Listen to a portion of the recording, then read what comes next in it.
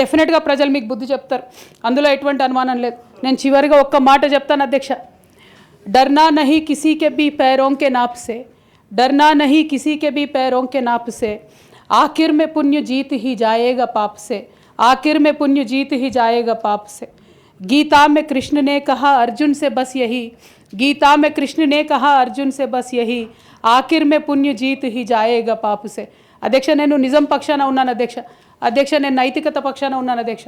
నేనేమి తప్పు చేయకుండా పార్టీలో కొంతమంది కక్షగట్టి మహిళా నాయకత్వం ఎదగకుండా పార్టీలో కొంతమంది కక్షగట్టి అధ్యక్ష, ఎక్కడైతే ఉద్యమకారుల మాటలు కేసీఆర్ గారికి చేరుతాయో, ఎక్కడైతే సామాన్య కార్యకర్తల మాటలు కేసీఆర్ గారికి చేరుతాయో, ఎక్కడైతే పేదవాళ్ళ మాటలు కేసీఆర్ గారికి చేరుతాయి అనుకున్నారు అధ్యక్ష, వాళ్ళకు అడ్డు కూడా కట్టి ఇవాళ నన్ను పార్టీ బయట వేసినారు అధ్యక్ష.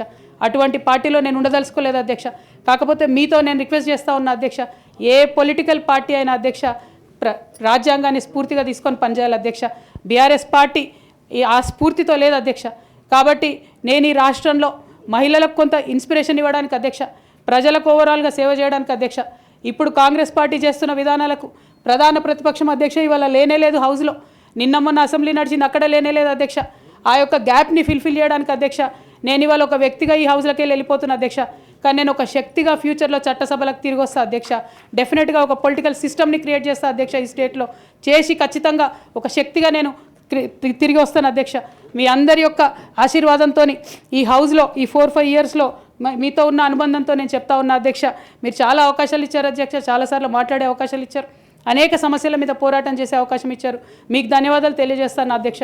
కాకపోతే తెలంగాణ డెవలప్మెంట్ కోసం ఇప్పుడున్న పార్టీ కూడా అంతే కమిటెడ్తో పనిచేయాలని చెప్పి డిమాండ్ చేస్తూ ఆ అన్ని అంశాలను టేకప్ చేసి మేము పనిచేస్తామని మీకు తెలియజేస్తూ మీ దగ్గర సెలవు తీసుకుంటున్నాను అధ్యక్ష. Thank you. జై తెలంగాణ. గౌరవ సభ్యురాలు సోదరిమణి కవిత గారి యొక్క ఆవేదన, భావోద్వేగం మేము అర్థం చేసుకుంటాం.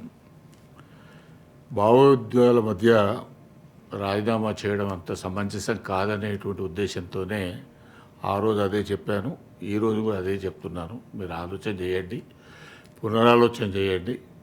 భవిష్యత్తు అనేటువంటిది ఎట్లా ఉంటుంది అనేది కాలమే నిర్ణయిస్తుంది. కాబట్టి భావోద్వేగంలో ఆవేదనతోనే తీసుకునే నిర్ణయాలు ఒకసారి సక్రమ బాటలో పట్టకపోవచ్చు. కాబట్టి మరొకసారి మీరు ఆలోచన చేయమని నేను రిక్వెస్ట్ చేస్తాను.